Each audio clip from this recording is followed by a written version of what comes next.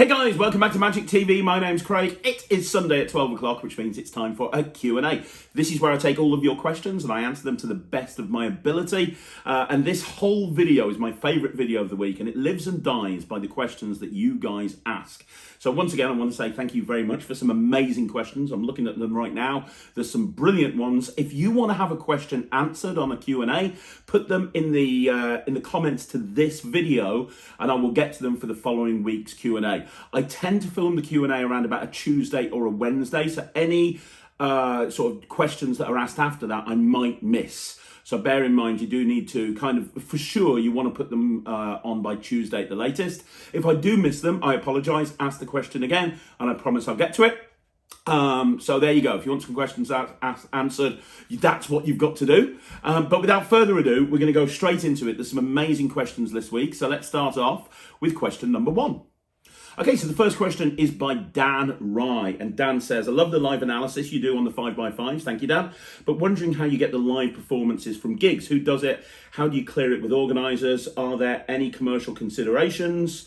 Apologies if you've answered this before, but just interested in how you go about having this, as live footage is a real bonus of marketing. Many thanks, and remember to stay awesome. Okay, good question, Dan, and I totally agree with you. From a marketing point of view, having live performance footage is so important.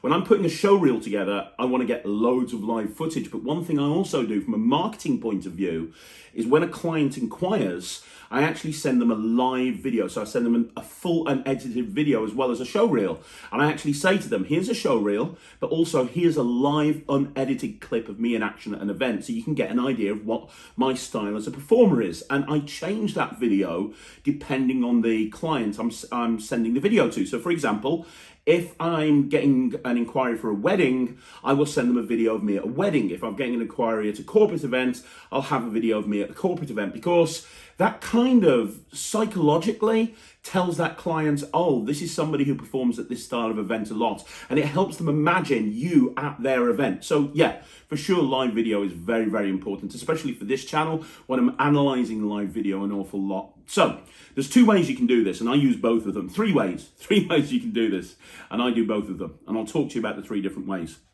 So the first way is team up with a charity. Okay, that's the first way. Team up with a charity. A charity that means something to you for various different reasons. There's a lot of different charities that mean something to me, but I've been working regularly for the last 3 years now with a charity, and it's all to do with welfare for people that have been raped. And it's a great charity. It's based down in Gloucester, and I do their annual dinner every single year. Now, my deal with them is I'm not going to charge them at all. They give me a meal, which is nice, but that's not the be-all end-all.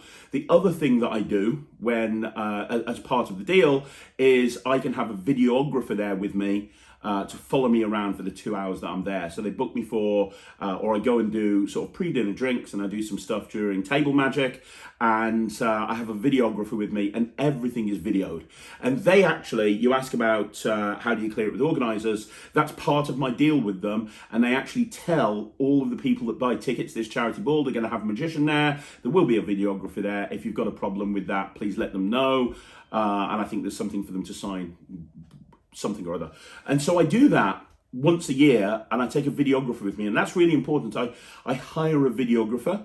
I've got a couple of good videographers that I use, and I have a really good deal with them, because what I do is I recommend them to other clients, so I get them a lot of work anyway. And also any videos that I share on social media, not through Magic TV, because that's for magicians, but through Slightly Unusual and CraigPetty.com and stuff. If I'm sharing videos, I will tag them in, and I'll say, oh, this excellent videographer got this for me, thanks very much. So it's really great for them. They see that I give them a lot of work, so they give me a really good deal. They do it for like next to nothing. So I take a videographer with me, and it's easy for them because all I want is the raw files. So I just want the raw files. That's all I want. I don't want them to do anything with it. I just literally want them to Dropbox me over everything they filmed that night. So it's not actually that much work for them either from a videographer's point of view. So the first way is to do that. Team up with a charity, or depending on how much footage you want, a couple of charities, and you can get a lot of video footage that way. The second way is to team up with a restaurant. So I've got a friend who runs a restaurant locally to me that I've been working with for years, and he books me an awful lot. I used to do residencies for him for years. I don't do residencies anymore, but he'll book me for sort of special occasions and so on and so forth. But he's a guy that I can just ring up and I can say, right, I haven't got a gig on Friday evening. Is it busy? Yes, it is. Brilliant. Can I come along and bring a videographer with me for 2 or 3 hours? I'll work the tables. I'll get some video footage. And he says, yep, no problem. And then when I go up to the tables, I'll say, hey guys, my name's Craig. I'm the magician here this evening. I'm here to show you some magic. It's going to be awesome. I've got this guy videoing me because we're going to be promoting some stuff on social media. Are you okay to be filmed? You are. Brilliant. Thanks very much. And if they say no, we just don't do that table, although nobody says no. So that's the second way. And the third way is actually at gigs that you're booked at. And this works really well with weddings especially, but also private parties for sure, and corporates. I get a load of footage from these sort of events. And what I do is when I book them in, let's say it's a wedding, for example, when they eventually get to the point where they've booked me, I'll turn around to the bride and groom and I'll say, look guys, you're going to be very busy at this wedding because you're the superstars. Everyone's going to want to hug you. They're all going to want to talk to you. They're all going to want to congratulate you. There's a chance that you might not be able to see that much magic. So if you want to, I've got a really good phone. I've got an iPhone 12. It's a really good phone. I can hand that off to a couple of your guests at the wedding and get them to video me performing to various different guests, and I can send you that footage later. Would you like me to do that for you? They always say yes. That is a huge selling point for them because they love seeing the reaction of their guests. And if they haven't hired a videographer, which most weddings don't, some do, most don't, it's great for them to go back and see the reactions of their guests to the magic. So they'll go, yeah, and I'll say, I'll probably use this footage myself somewhere, would that be okay? And they go, yes. So now I've cleared it with the client. I've cleaned it. Not only have I cleared it, but they actually want me to do it. So now when I'm at the gig, I'll walk up to a group and I'll wait. I'll perform the first trick for them and I'll see what they're like. I'll see if they're a good group. Because sometimes, you have to go up to those groups of people and you have to work really hard even to get a reaction right. But then there's other groups that you go to and they lose their mind immediately, right? Any group of people that just loses their mind after the first trick, I say, hey, by the way, guys, the bride and groom have asked me to video some of these performances just so they can look back at them later on. You, sir, you look like a photographer guy. You look like a social media guy. Do me a favor, take the camera. And what I want you to do is I just want you to film this whole thing. To be honest, don't put it on me. I'm not very photogenic. Instead, get it on the magic and get it on everybody that's watching it. Would that be okay? Brilliant. So we've got a videographer, and then I even say, I'll say, so guys, let's be all smiley and happy because the client might not pay me afterwards if they see I'm doing a bad job, which gets a laugh. And then I go into it. And then when I've finished a gig like that, let's say I'm doing a 2-hour gig at a wedding, I'll have like probably 10 or 15 different videos on my phone. And then all I do is I just airdrop them onto my Mac. I go through them, look for the ones that are good, drop them into my editing software or drop them into a file where I can keep them when I need them. And then I just delete everything off my phone. So those are the ways that I get live performance footage. And you are right, getting live performance footage is so important. Those are the ways that I've found works best for me. I hope that helps. Okay, so the next question is Darren Bain. Two questions. We'll take them one at a time. So question number 1, as you enjoyed it so much last time, any plans to return to Smoke and Mirrors? I've only discovered the place, so missed you last time. Absolutely, 100%. I've been wanting to perform at Smoke and Mirrors for a long time, and actually sharing the stage with Mark Bennett was a highlight of my career. The audience at Smoke and Mirrors are my sort of audience. Mark even says at the very, very beginning, it's a comedy magic show. There is going to be swearing, there is going to be shouting. If you're offended, go elsewhere. And that's my sort of crowd to deal with. I love dealing with rowdy crowds, with hecklers. It's my sort of thing. I love doing it. Had an absolute blast performing at Smoke and Mirrors. There was a reason that I went to Smoke and Mirrors last time, and the reason is I was filming a project for Murphy's, and we wanted to make sure that there was a lot of live performance footage. So I was doing close-up in the bar beforehand. I was doing a couple of stage shows because the project I was filming, there's routines on there that will work on stage. There's routines on there that will work close up. So we wanted to get as much live performance footage as possible because you guys know what I think about projects that don't have live performance footage. So that was the reason I actually went there and did it. But I said to Mark, I will come back and do this anytime that you want me. And I also said, there's other projects that I'm going to be filming in the future. can I film at Smoke and Mirrors again? And he said, yes, absolutely. So I am going to go back. There's a project that I'm doing with Prop Dog that's going to be released soonish. We're definitely filming that at Smoke and Mirrors. There's something else with Murphy's that I'm filming that's definitely going to be at Smoke and Mirrors. So I've got a couple of other things I'm filming at Smoke, but you know, I'll let you guys know when I'm back there. But from my point of view, if Mark Bennett ever needs me, I will drop anything at the drop of a hat, because I thought that filming at Smoke and Mirrors was great, and it's a wonderful place. It really is. And if you've never been, please do. It's spectacular, and Mark's show is awesome. It was actually an honour to share the stage with him. So the next question from Darren Brain, sorry Darren. Next question from Darren Bain is, any update on Netrix, when it will be launched and how much it will cost? We are nearing the end when it comes to Netrix. At the end, we're almost there. The whole infrastructure, we've been working on this for about a year and a half, because you guys know that if I do something, if I say I'm going to do something, it's kind of all or nothing. I don't want to half-ass this. So when I put Magic TV together, the reason I do so many videos is because I wanted it to be a resource that everybody could buy into 100%. And there's something there for everybody. With Netrix, I wanted it to be a one-stop shop. So I had a look around at other streaming things and other membership sites. And I wanted it to be the premium membership site. I really did. And I'll be doing a video on Netrix at some point in the future. But I mean, it's incredible. So I've just finished filming the sleight section. So there's a sleight school on Netrix with literally probably about 200 or 300 sleights. I mean, I'm not exaggerating. I spent ages, and they're all catalogued. So, you know, in the sleight school, it's like, do you want packet trick sleights? Okay, here's those. Do you want forces? Here's these. Do you want card controls? Okay, we got you. Do you want coin concealments? All of these different things are in there. It's absolutely incredible. And the reason for that is when you're watching the tricks, right? So when you're watching the tricks and the routines, rather than just saying, right now I'm going to teach you an Elmsley count. Because I hate that. I hate watching a video and they spend 15 minutes teaching an Elmsley count when I already know how to do one. When an Elmsley count, for example, is needed, it'll just give you a hyperlink through to that part of the sleight school. So you can literally just go over, watch how to do an Elmsley count, and then come back. So the explanations are really quick and snappy, while still being very detailed. So it's going to launch with 100 different courses, and the majority of those are tricks, but there's also sit-down sessions with me and Steve Della talking about how to work, you know, how to be a professional magician, basically. We've got some amazing stuff on there. It's not just magic tricks. So you've got advice on marketing, you've got advice on theory and audience management and all of this stuff. And there's a couple of different levels. So there's, I think there's gold and there's platinum, which I'll be talking about soon enough. But it's incredible. And we've already, one of the reasons it's taken so long is to make the back end of the system really robust. So it works a little bit like Netrix or other popular streaming platforms in that you go on there, you can search by catalogue, you can search by category, you can search by creator, you can search by instructor, you've got your own personal dashboard. So if you've started watching courses and you're only halfway through, you can go back to it, and you know, you can access it from any device. And if you go back into a course and you're only halfway through, it will start you from that point. Honestly, it's just great. It really is. There's forums built into each individual course so people can chat about each individual thing.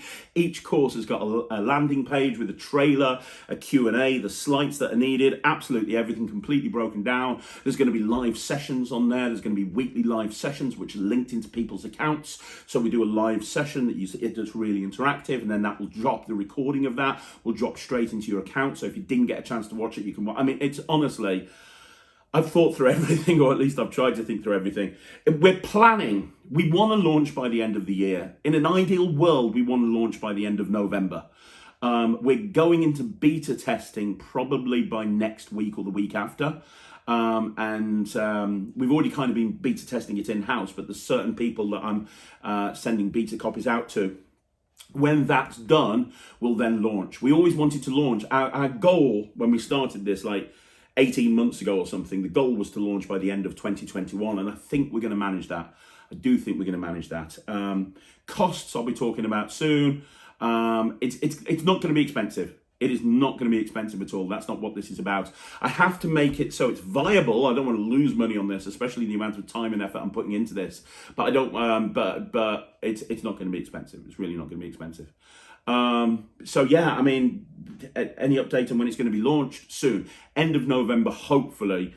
I'm 99% sure it'll be before the end of the year. So there you go. We're at the home stretch right now. We're all working on it solidly 24/7. We've filmed most of the stuff. But the other thing is we're committed to releasing every fortnight. We're going to release 10 new courses, I think. We're aiming for 10 every single fortnight. So, what will happen is every couple of weeks you'll get an email going, hey, right, you subscribe to Netrix.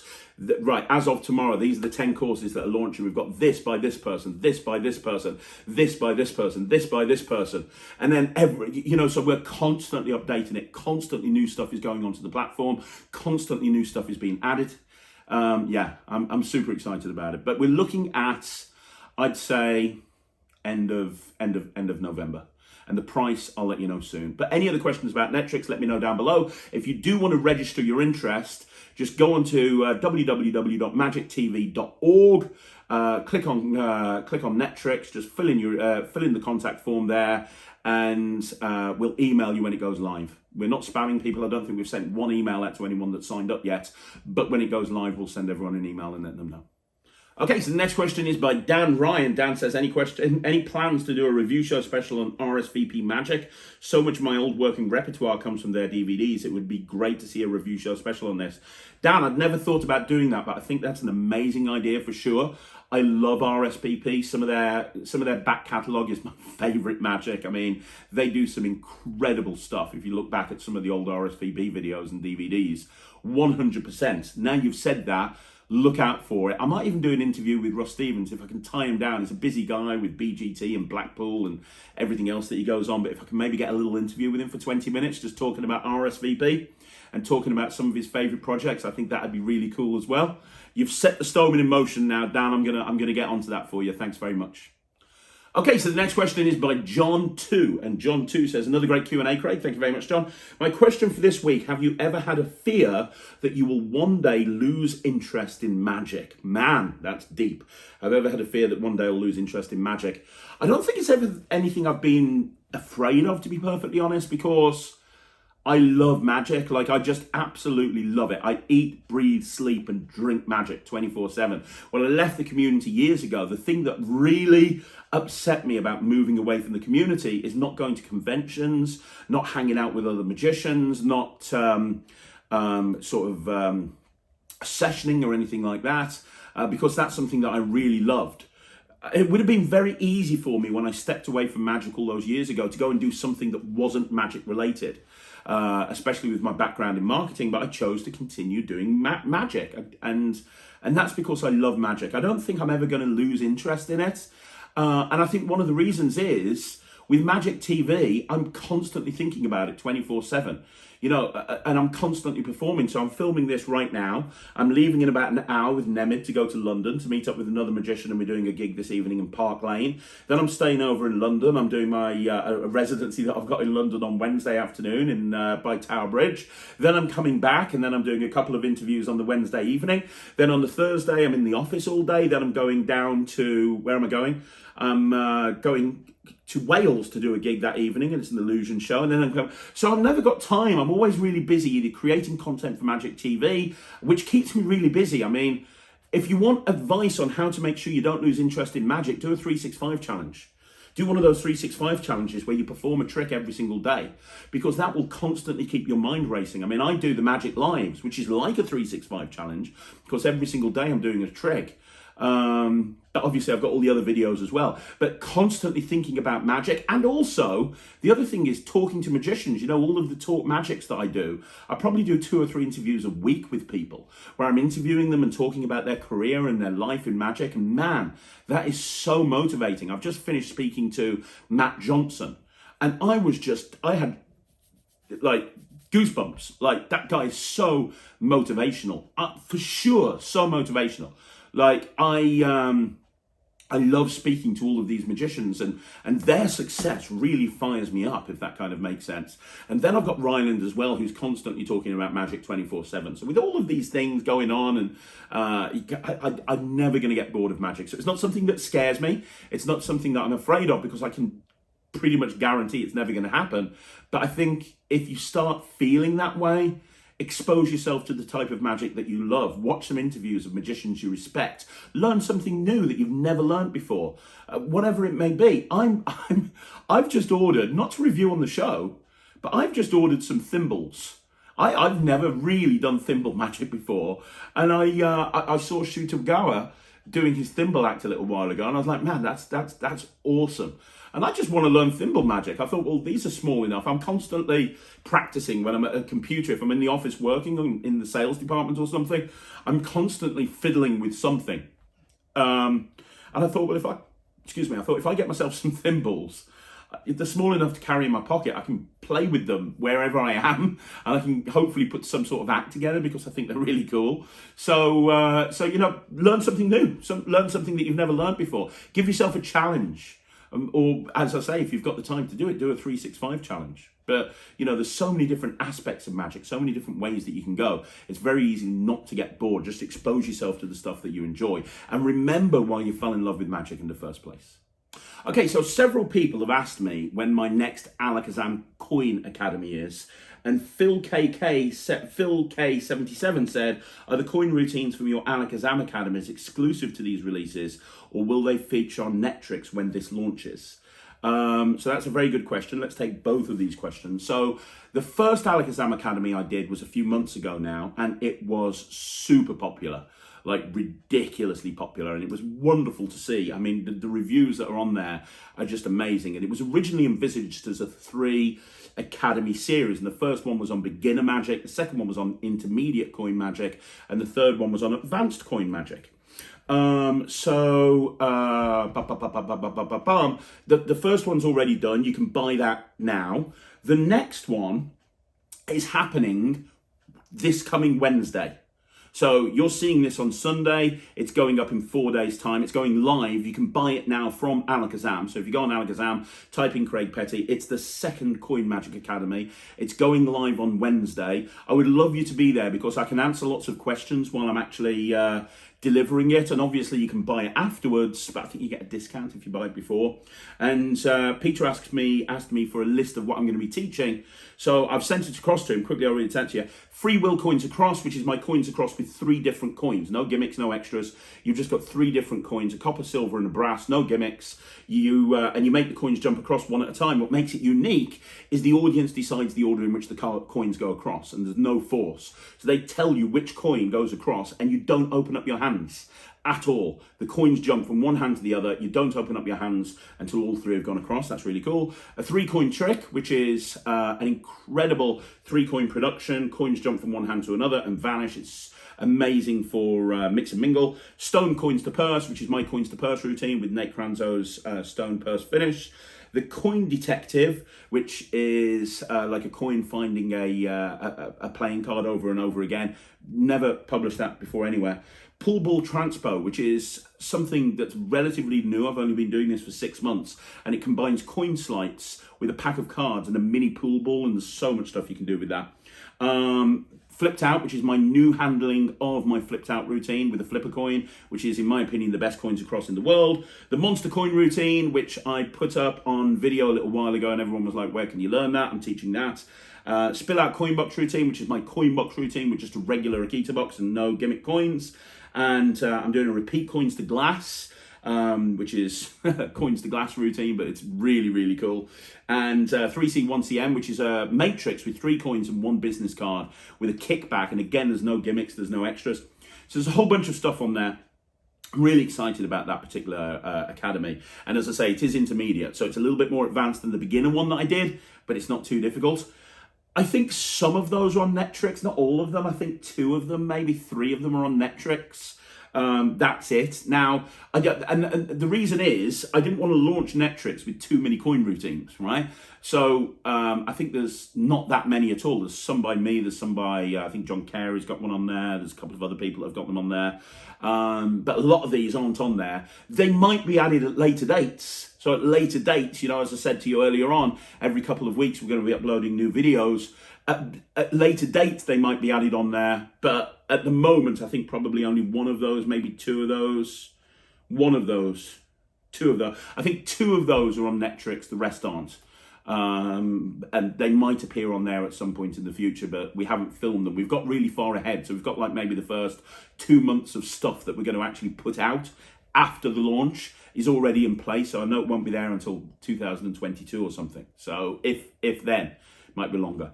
So yes, they might appear on Netrix at some point down the line, but I don't know when. But this is a live session and I tend to go in a different direction. So when I did the first one, I ended up doing routines that I didn't even think I was going to do, to be perfectly honest, because somebody asked me a question and that took me in a different tangent, and that tends to happen with me an awful lot, to be honest. So yeah, to answer your question, it's this Wednesday coming. You can get tickets from Alakazam. It's a live session. I would love you to be there if you want to be there. But if not, I totally understand. You can get them later on. Okay, so the next question is by AdStarB2007. AdStarB2007. Hi, Craig. Hey, buddy. What advice would you give somebody who has an act and wants to get onto the holiday park or cruise ship circuit? And why did you move from that circuit? Thank you. Okay, so what advice? Well, we could do a video on this on its own right. And I think if that's something that people are interested in, then I should do a video. Let's talk about the holiday park circuit first. So the holiday park circuit, and I suppose the cruise ship circuit in a way as well, the most important thing is doing the holiday park circuit got me good at working on stage, because you have to get good to work a holiday park circuit, because the audiences will eat you alive if you're not good. You've got to grab their attention. That you see, they look at it as, are people sticking around to watch your show? Because if your show is too geared towards the adults, then the kids will leave, and if the kids leave, the adults will leave. If it's too geared towards the kids, the adults leave, and therefore they will take the kids with them as well. So you've got to make it a really family show, and they gauge the success on it by the audience reaction and whether they're actually staying and buying drinks, because ultimately that's why they're getting in entertainment, for the wet sails behind the bar, right? And it's the same with the cruise ship market. They ask, I believe, I haven't really done that much with the cruise ship market, but I've spoken to enough people to know that your act gets rated. I mean, they even send rating forms, I believe, to the individual cabins. And if you drop between a certain level, they'll just get rid of you in a heartbeat. So although holiday parks and cruise ships are a place that your act is going to get polished and it's going to get really good, it's not the place to go if you haven't got an act. You need to make sure that you've got a good act that will work. Because if you start going to holiday parks, you know, the Ents manager is going to rate your show, and they're going to send that rating back to head office. And if they're not happy with what you've done on stage, and they're not happy with, you know, what you've done, they'll get rid of you in a heartbeat, and you'll lose the contract immediately. So you've got to make sure that you're going in and giving 100%. You've got to make sure that you are really, really professional while on there. So I've got a friend who asked for my help to get into the cruise ship market. And it wasn't the cruise ship market, it was more the ferries. So we've got ferries, it was going back and forth to Santander and a few different places, but he wanted to get into that market. And so I contacted an agent who I was friendly with, and I vouched for him, and I said, look, this guy's a good entertainer. He was. And, you know, I personally vouched for him. His act is great. Put him on the ships. And so they did. They put him on the ships, and they gave him a 3-week contract. So he was basically on there for 3 weeks, going literally all over everywhere, England to Portsmouth to Santander, then Portsmouth to France, and all over the place. And he got kicked off after a week on the ship. And the reason he got kicked off after a week on the ship was not because of his act. His act was good. He got kicked off after a week on the ships because he was so unprofessional. He wouldn't talk to, he went in with a giant ego. Like I am the magician on this ship. I am the most important person here. Talked down to all of the crew. Wouldn't hang out with the crew. Wouldn't hang out with the other entertainers. His cabin was an absolute disgrace. It was a total mess. So when they went in to speak to him at one point, it was just, you know, it's your responsibility to keep your cabin nice and clean. And what else did he do? Oh yeah, he used to just rock up like 1 minute before the show, go and do the show. And although the show was good, he'd then just walk. Like, it was just, Not good. And so they got rid of him after a week, not because his show wasn't good, but because he wasn't professional. So the key thing is, when you're cracking the holiday park circuit, go above and beyond. You know, if you're told to get there at a certain time, get there at a certain time. Normally, and we'll talk about this in a minute, to get into the holiday park circuit, you have to work with an agency. And the agency will tell you to call the Ents manager the day before to introduce themselves. Call that Ents manager, because if you don't, they will call the agent, and the agent will have to chase you to call the holiday park, and that's going to annoy the agent. So whatever it is that you're told to do, you got to do it. You got to do it. You got to do it. That's really, really important. And then go out and do the best possible job that you can do. Do a great job. Go out there and smash it. Make sure that you're used to performing on stage. And I've seen close-up workers that blag their way onto a stage and they don't know what they're doing. They're not used to performing to an audience on a big stage like this. And some holiday parks have a massive stage. You look at somewhere like Treco Bay, and it's huge. It's absolutely huge. It's such a massive, massive, massive stage. So make sure you're used to performing on stage. Make sure that the act that you've got plays to the biggest audience at the furthest back. Make sure that you understand the sound tech. If you've got music in your show, make sure you've got cues lined up and the sound tech knows the cues. Don't do this. I've seen an act that got kicked off holiday parks because he insulted the sound tech, because he wrote the cues down wrong. In the middle of the show, the music cues were wrong all of the time, and he was just taking the mickey out of the sound tech during the show to make himself look better. He was and it really annoyed the sound tech, and the sound tech spoke to the Ents manager, and they canned his contract. You know, you have to be really careful about this. You need to really go in, be super professional, do a really good job. Don't get drunk. I've seen people get drunk at a holiday park, and they go there and have a few drinks, and you don't do that, you know. And here's the other thing. A lot of the time you go to holiday parks and they've got characters, right, that they use. And I saw a band once, and the band were on stage after me. And I went on stage, I did my thing, then the band came on, and one of the band members had one of the characters' heads on. They found it in the dressing room backstage and put it on, thinking it would be funny. But the thing is, those characters are so important to the holiday parks. Like, a lot of kids go to those holiday parks because they want to see those characters and do the meet and greets and do the dances with them.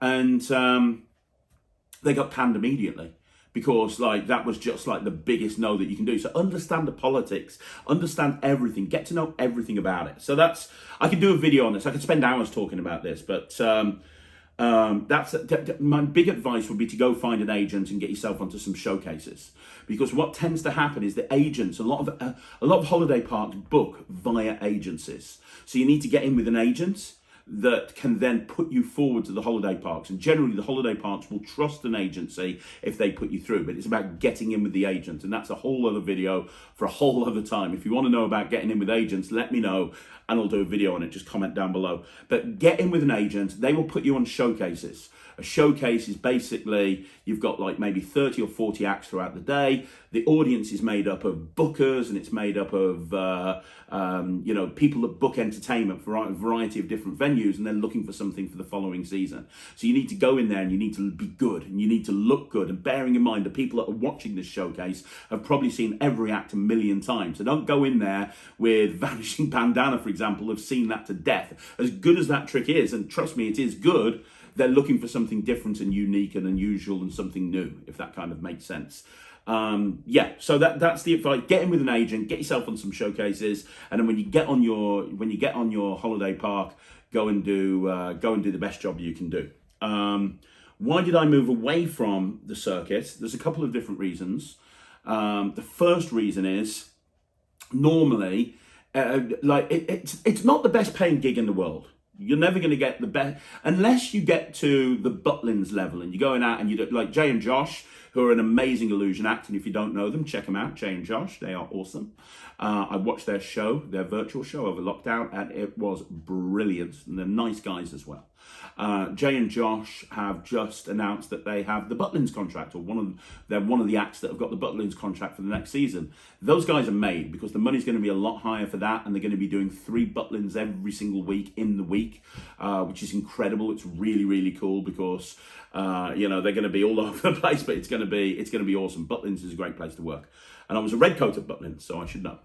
But unless you get to that level, if you're kind of a jobbing kind of holiday park act, the money's not brilliant. It's okay because a lot of the time it's in the week, so you can do a run for 4 or 5 days, and you can do a run, and you can make decent money. You can make really good money actually. If you're going out doing a run of 4 shows, let's say you go away on the Monday and you come back on the Thursday, you've probably made decent money. And if you do that every single week, you can make a lot of money, and you can make really good money. But it's never going to be as higher paid as like a big corporate show or a wedding or whatever it may be.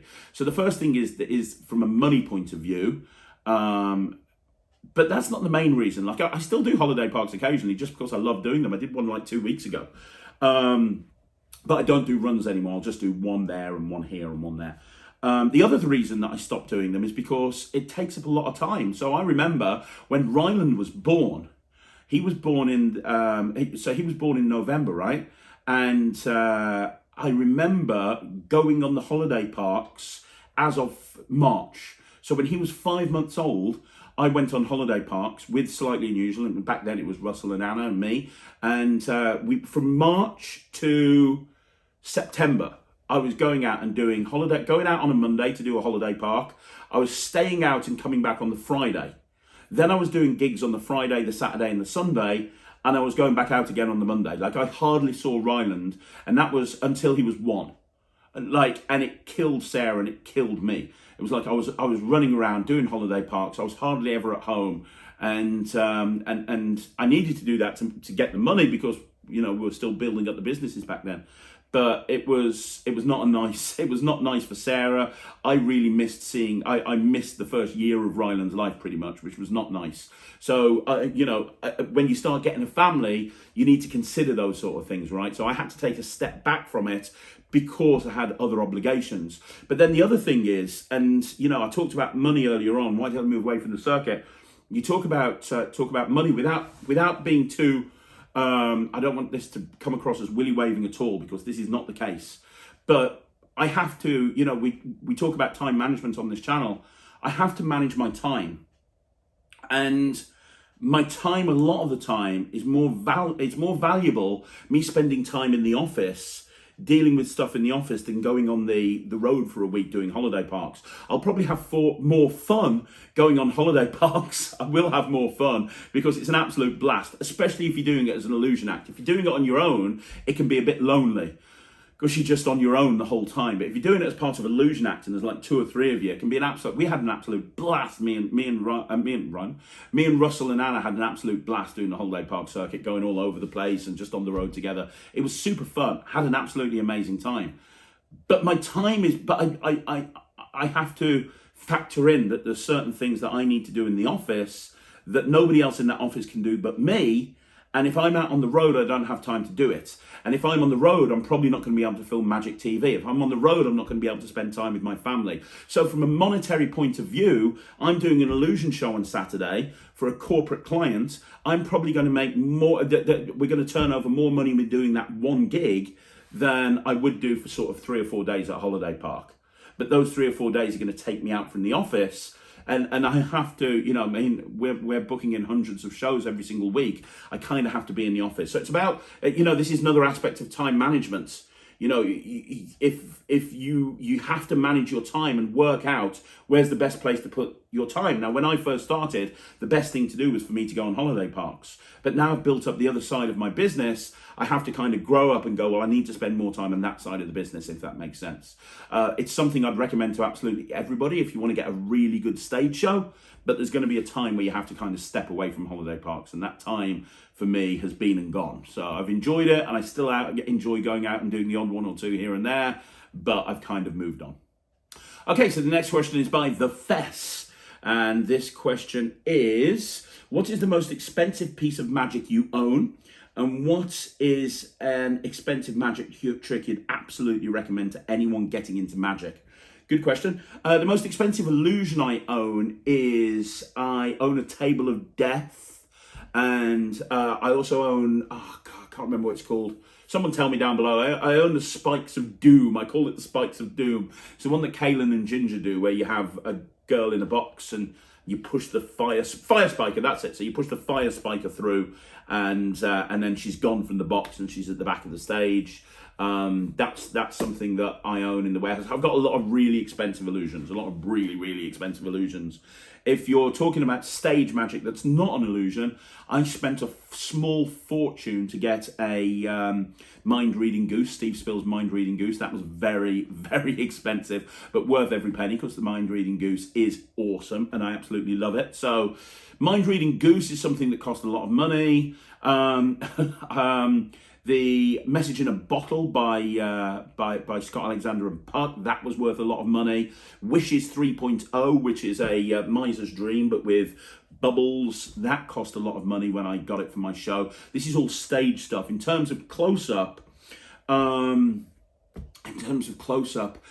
Flight Deck, which I've used for years. They've just brought out a Flight Deck 2, which we'll be reviewing soon. That cost a lot of money, but I take that to gigs an awful lot. I absolutely love Flight Deck 2. I've done quite a lot of that on Magic Lives. You've probably seen the Flight Deck 1. As I say, the Flight Deck 2 has just come out.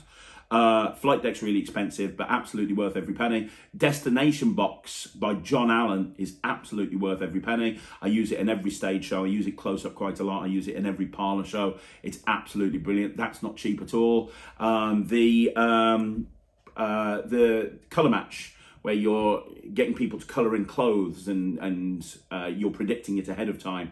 I use that in the Phantasmagoria show with Steve Della. I use it in my own cabaret show. I use it in a few different ways. I absolutely love that routine. It is a brilliant routine. That's not cheap as well. Mental Die and Mental Dice by Murphy's Magic. They are brilliant as well. I absolutely love using Mental Die and Mental Dice. They're great. So there you go. What's the most expensive trick you own and recommend with everyone in magic? Any of those are reputation makers, absolute reputation makers. They really are. But especially I'd probably recommend Mental Dice or Mental Die to anyone serious about wanting to get really strong reactions, because the Mental Dice and the Mental Die, you can do so much with them. You can do so much with them. And then the other thing that's really expensive, if you're serious about coin magic, is investing in your coin gaffs rather than getting your cheap coin shell.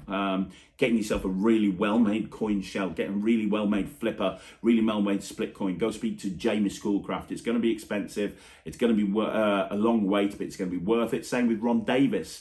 Go speak to Ron Davis if you're in the UK. It's going to be expensive. It's going to be a bit of a wait, but it's going to be absolutely worth it. You know, and honestly, I believe that if you're doing coin magic, you should invest in the coins that you use.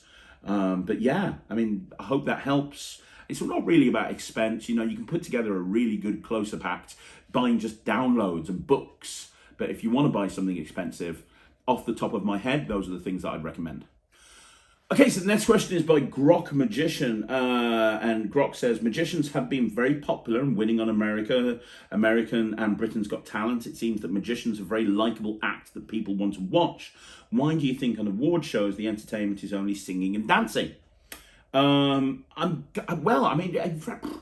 sort of award shows are you talking about? Because, I mean, are you talking about the televised award shows? Are you talking about sort of the award shows that aren't televised, like company awards, like, hey, this is the Small Business of the Year award or something like that? Because to be honest, for award shows that aren't televised here in the UK, we get so many bookings for that, because people love the idea of having a bit of close-up magic before dinner as people arrive, mix and mingle, and then maybe a 15-minute big illusion show to really set the scene before the awards start being given out. I do an awful lot of award shows. and I get booked a lot, and my company gets booked a lot to do a lot of those. So if you're talking about non-televised award shows, I think that's benefited from Magic. You are right, Magic is more popular now than ever before. I know Jabrizi has been talking recently about Magic is dead. Well, you know what? I don't think so. America's Got Talent, you know, Magicians just won America's Got Talent, which was so awesome to see. And in the last final of Britain's Got Talent, half of the acts were magicians, and they were put on the final by the lay people, by the audience, not by the judges. I mean, it shows that Magic's really popular.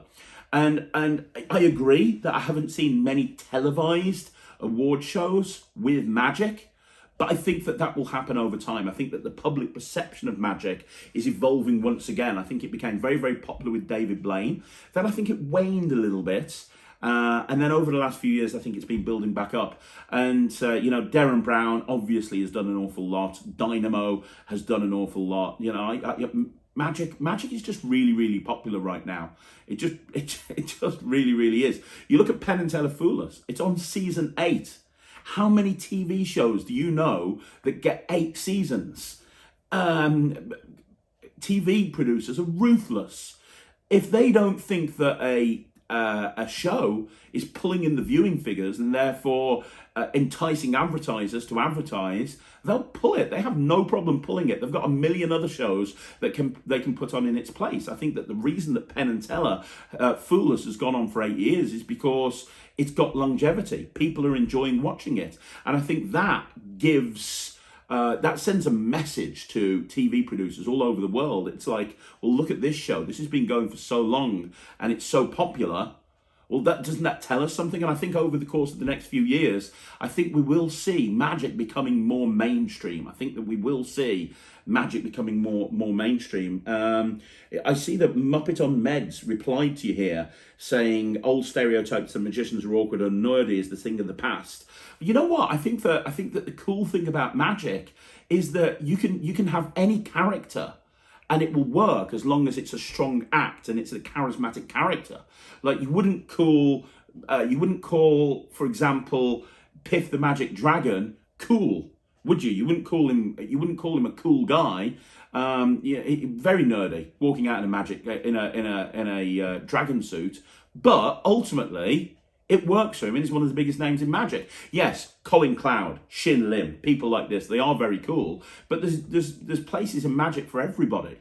You know, I think that the geeky guy is absolutely fine. Look at Tom Crosby. You know, the performing nerd. He built his whole career up by being the performing nerd. That's something he plays up to, and he's having a fantastic career. Chris Cox is another example, who's kind of a bit of a geeky, sort of nerdy type character, but it absolutely works for him. So look at Young and Strange. You know, they're not your normal illusion act, but they absolutely 100% work. So I don't think it has to be that the magician needs to be cool or that Magic has suddenly become cool. I think it's that, you know, as long as I think Magic has just become more accepted. And as long as you've got a strong character and as long as your act's good and as long as you're charismatic, I think that anyone can get by as long as they're prepared to work hard. And, you know, that's what I enjoy listening to Talk Magic interviews for. And I do listen to the Talk Magic interviews, even though I've interviewed them. A lot of the time when I'm interviewing them, I am taking it in, but I'm thinking about what I'm going to be asking next, and I'm thinking about what direction I'm taking it in. So I don't always take it in. So I always listen back to them normally on the podcast when I'm driving or something, or when I'm being driven. But I love listening to the people like Colin Cloud. I love listening to the people, you know, that have kind of made it and that are doing a fantastic job, because it's a source of inspiration, and be inspired that all of these people have achieved a level of success that we can achieve as well if we're prepared to work for it. Okay, so the next question is by Anthony Povey, and Anthony says, Craig, can you give us an update on any of your upcoming releases? I've got a thing with Murphy's, which I shot a little while ago with Smoke and Mirrors. That is coming out hopefully December or January. It just depends on how long it's going to take to put everything together. I've got another 2 or 3 things that I'm working on with Murphy's directly, and I think we're going to be shooting the next one in the next month. I'm working on several things with Penguin Magic. It's been very frustrating because a lot of the stuff is ready to go, but they need me to travel over to America. And because of the pandemic, that hasn't been possible. But I have been speaking to Sean Dunn, and I do believe that we're almost at a position where I will be able to travel over to the States to do that. So hopefully that stuff will be coming out with Penguin soon. It's just I've not been able to get over to the States, and I have to get to the States in order to finish the stuff off with Penguin. 1914, I've got a couple of things coming out, but they've not been shot yet. I'm shooting with them at the end of this month. I'm shooting 3 projects, I believe, with them at the end of this month, one of which is the sequel to Visible, which was planned ages ago, but we just need to film it. And that's something even more exciting than Visible. I think that it's another classic trick that we're kind of expanding on. And if you like Visible, you'll love that. It's another project type format.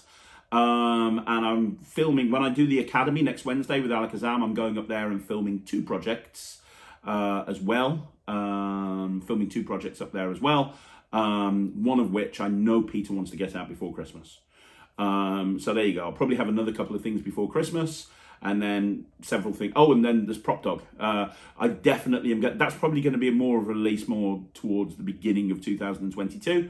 But I'm filming that towards maybe November, and I'm going to be filming it at Smoke and Mirrors, hopefully, if everything works as I hope it will. So there you go. That's an update on upcoming releases. Okay, so the next question is CJ Ryan. Hey, CJ Ryan. First of all, thank you and Ryland for the awesome reviews. You're more than welcome. Any tips on the 3 shell game? I'm thinking of doing something based on Pop Hayden's exhibition shell game with the shot glass ending. What's your take on the 3 shell game? Any tips? I am doing a hows and whys of the 3 shell game. I'm actually filming it at the moment, so I'm not going to tip the beans on that, but I do these hows and whys. I did the hows and whys of Rubik's Cubes, hows and whys of the Flipper coin, hows and whys of the digital force bag. I've done about 5 or 6 of them at this point. Coin boxes was one. The next one's going to be on the 3 shell game. So I am doing a hows and whys on the 3 shell game. So I am not going to, what's the word I'm looking for? Tip my load. I'm not going to talk too much about that now, because I'm going to be going in depth into not just the 3 shell game. I'm going to talk about 3 disc Monty, 3 card Monty. I'm going to talk about all these different gambling related games. So that's something that's going to be coming soon. It's halfway through being filmed, and then we'll get it up on Magic Stuff on a Thursday at 9 o'clock. So look out for it. Okay, so the next question is by Tom Marquette. Magic Square, Tom Marquette says, do you ever do a Magic Square in performance? If so, how strong did it play? Yes, in fact, for a while, I had business cards where they actually perforated, and on one half was like a grid, so I can do a Magic Square. Love Magic Squares. I've done the Alakazam Magic Square quite a few times, which I really like. I've also done quite a few times, which I really like, the Architect of Predictions, which is the app. It's got a Magic Square built into it. And I love that Magic Square because it's so easy to do. I don't have to think about anything. It is so ridiculously easy to do. So I've done both of those. And I have actually done Magic Square on stage as well. And how I've done it on stage is I use John Archer's presentation, which you can learn from his Penguin Live his Penguin Live act. So if you go and see John Archer's Penguin Live act, he does a Magic Square on there where he's got somebody in the audience with a timer. It's incredible. It's really great. I absolutely love that. Now, he uses a crib on the pens. I don't use that. When I use that, I've got a big A2 pad.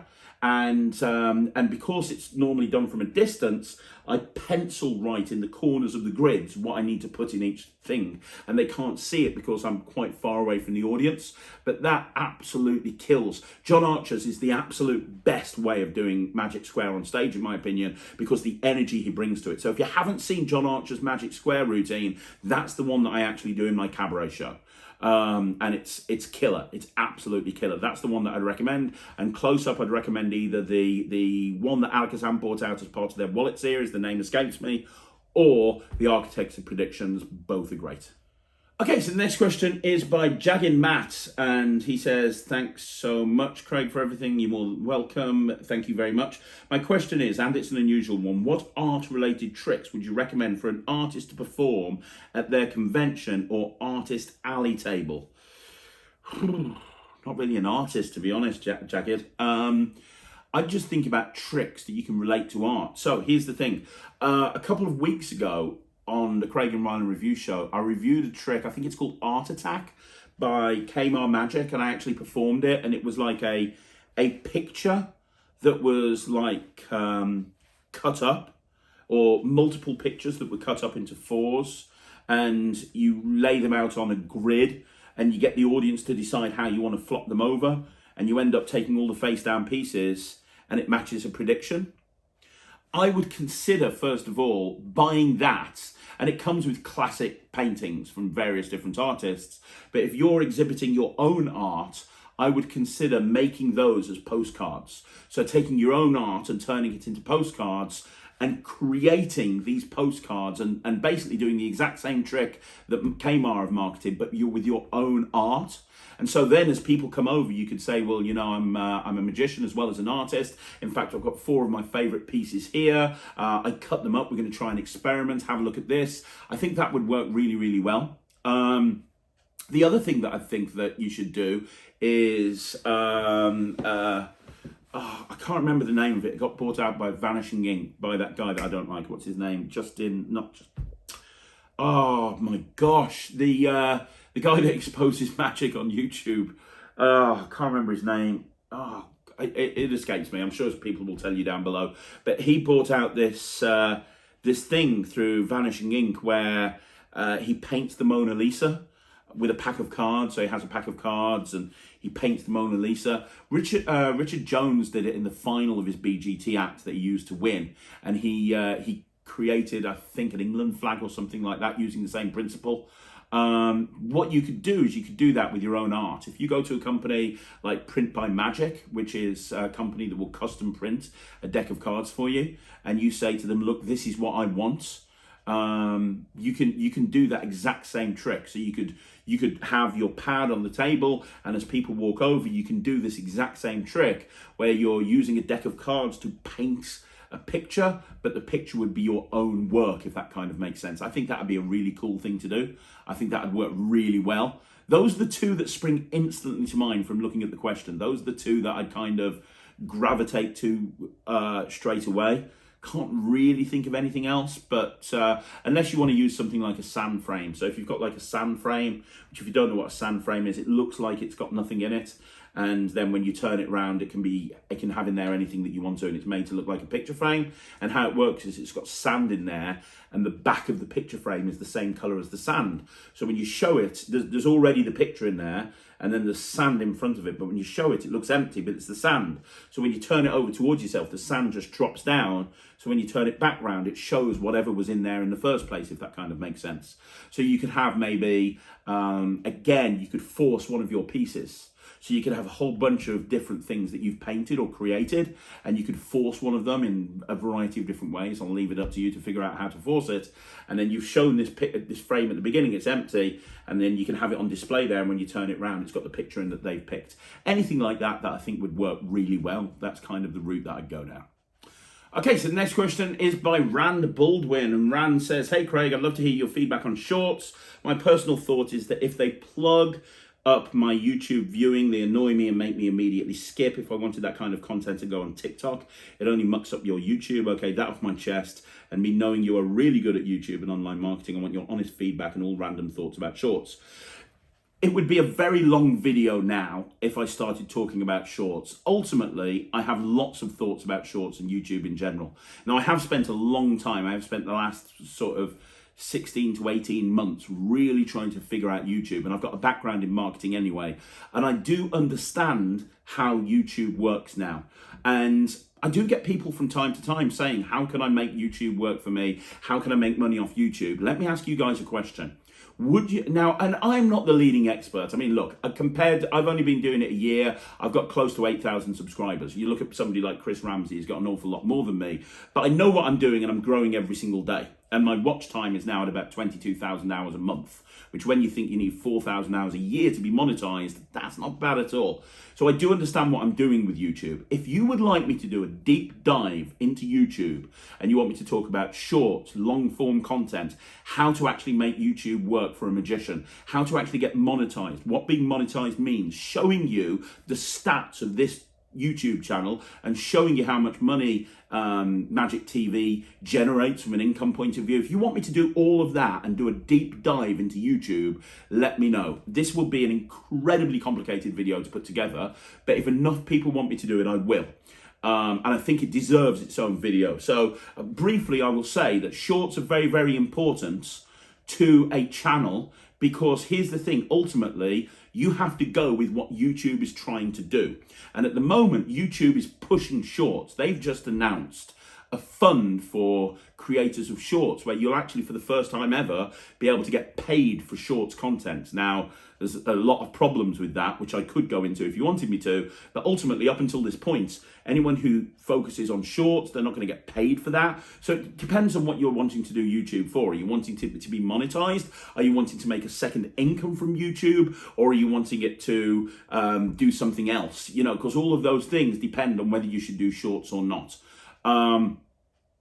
We do shorts, but we don't focus on the shorts, and there's a reason why this channel does shorts, and there's a reason we do it in the way we're doing. If I wanted to, I could make the shorts a lot more popular than they are, but we don't do that, and I could go through that in the video as well. Ultimately though, shorts are very, very popular because you want to be doing what YouTube's doing, but it very much depends on what you're wanting YouTube to do for you.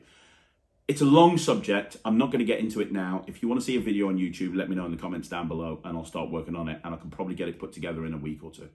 So the next question, I think the final question, is by Sam Fuller Illusionist. And Sam says, I love performing Murray Mint and CoinVex. Me too. And they do work really well together, Sam, to be honest.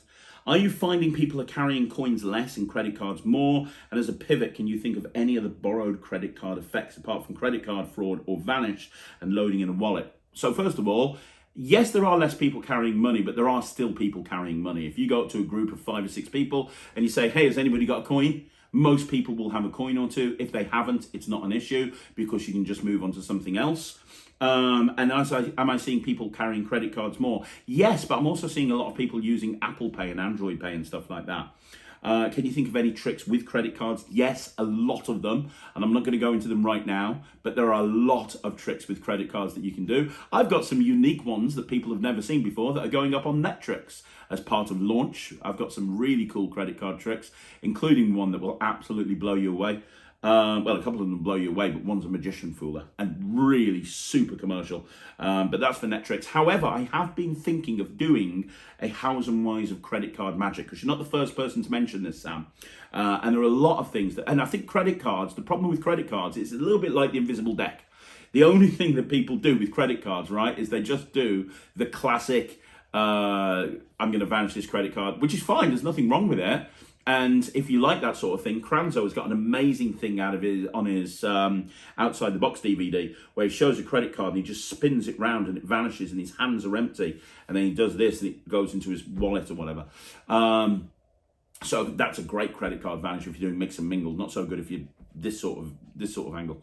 But yeah, there's a lot you can do with credit cards. Would you like to see a Hows and Whys of credit cards? Is that something that's interesting to people? If it is, let me know in the comments down below and I'll make it happen.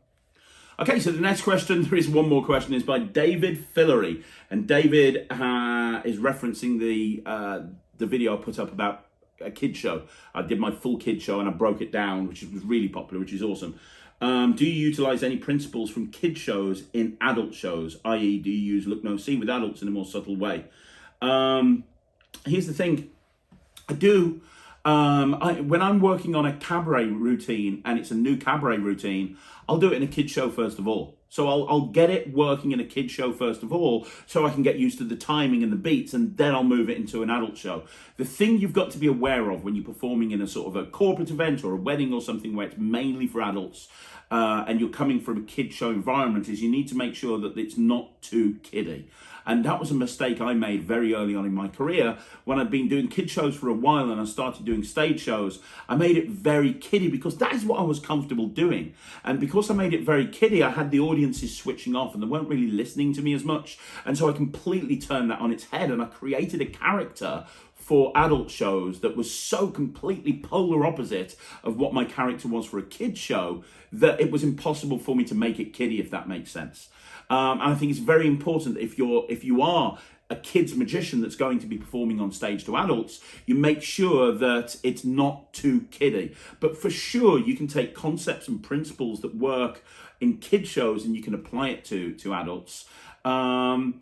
Look, no, see will work, but you have to do it in a very clever way. So for example, look, no, see, if you didn't watch that kid show video, looks, no, see is the concept of something happening, you're not aware that it's happened, and the adult and the kids are aware and they're trying to tell it to you. That's look, no, see. So in the very first illusion show that I put together, in the very first slightly unusual illusion show, myself and Russell and Anna put a routine together for heads off, because we bought this heads off trick, which is where you cover the girl's head with a cloth, you pull the head off and you put it back. And we were trying to come up with a presentation for it, because doing it to music just didn't work. It wasn't working very well for us.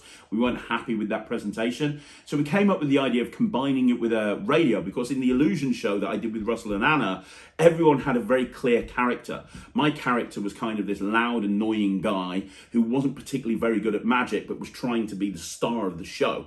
Russell was the guy who was actually good at magic, but he was kind of submissive to me and would just not, would do everything that I told him to. And Anna just didn't want to be there. Anna was the assistant in the show that didn't want to be there. So understanding everybody's characters allowed us to create set pieces that worked really well for our act, and the heads off routine is a perfect example, because what it was, right, is it was this thing where I said, I'm going to make a radio disappear, and I tell them to sit down, and I say, you go and sit down, I'm going to make this radio disappear. I try to make this radio disappear and I fail, but Russell's actually doing the same thing behind me with this cloth, and he's covering up Anna's head and he's pulling Anna's head off. And the audience are clapping, and I'm not really seeing what's going on, and I'm trying again, and it's not working. And then he comes forward and he says, look, let me try, and he makes the radio disappear. And that was kind of the signature trick for the original Slightly Unusual Illusion show, and it's changed after Anna and Russell left. It went in a completely different direction.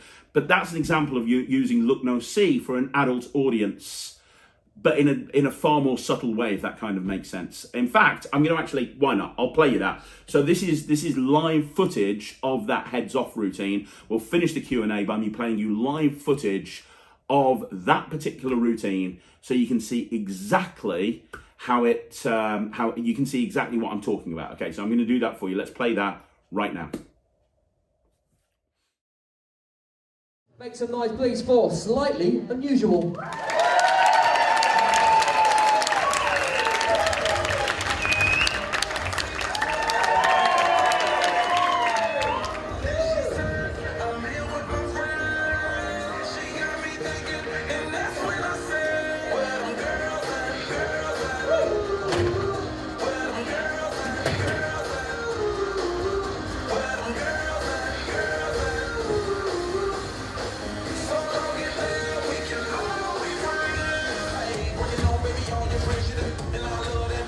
Okay, is everybody ready for some magic?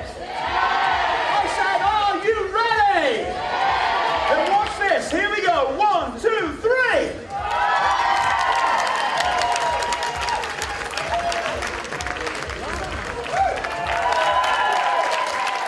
Thank you very much, ladies and gentlemen. Good evening. My name's Craig. And my name's Russ. And welcome to the show. Now tonight we're going to be performing a classic of magic. It really is a classic. See, I'm going to be making something big disappear. That's right, we're going to make something really... No, not you, me. I'm going to be making something big disappear, not you. Well, what about me? You're probably a bit too big. Look at you like, whoa. No, I mean, should we do it together? Yeah, Craig and Russ, Slightly Unusual, but you've got to understand, this is a big gig, Russ. This is the semi-finals of Britain Does Writing. If we win here, we could be in the final. And frankly, there's no better man to make sure that happens than me. I can't trust you, you'll mess it up. Look, there's 2 seats there. There's one for you, there's one for Anna. What I want you to do is sit down and watch a real magician work. I'm going to make sure we get through to the final and you can hold on to my coattails all the way. You go sit down, because who here likes listening to music? Yeah, there's been some fantastic singers on tonight. Well, I have here a radio, ladies and gentlemen, and I'm going to try and make this radio disappear right in front of your eyes. You see, you need 3 things. You need a radio, you need a cloth, and you need some really cool music. But let me ask you one question. Are you ready? Yes! No, I said, are you ready? Yes! Then here we go. A little bit louder, I think. Hang on a second. Turn it right up there. Here we go. Watch the radio, ladies and gentlemen. I'm going to try and make this radio completely disappear. Now, the first thing that you need is a cloth. And you're going to wave the cloth around like this. You're going to let everyone know it's a real cloth. It's very important. You've got to let everyone know it's a real cloth. And then what you do, you take this cloth and you cover up whatever you're going to make disappear. Looks something like this. Here we go. Ladies and gentlemen, the vanishing radio on the count of 3. 1, 2, 3.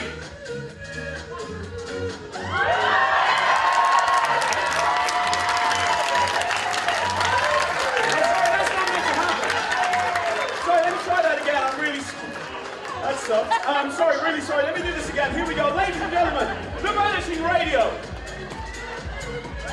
Here we go. 1, 2, 3.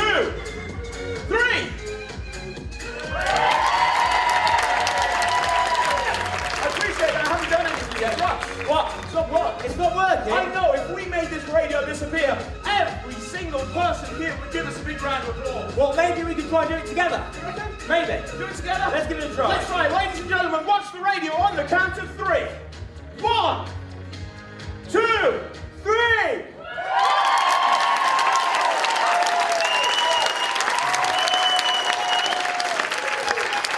Thank you very much, ladies and gentlemen. My name's Clay. My name's Russ. See you again. Good night, everybody. So guys, that's another Q&A in the bag. Thank you very much for watching. Really appreciate it. And if you've got this far, let me just say a big thank you to everybody that's been really supportive about the whole Wizard product review situation. Really positive about the fact that I'm not doing rants anymore. I really appreciate everybody's support, and it's amazing to see you guys still sticking with me. So thank you very, very much. If you want a question answered, then let me know. Drop it down in the comments to this video, and I will get to it next Sunday.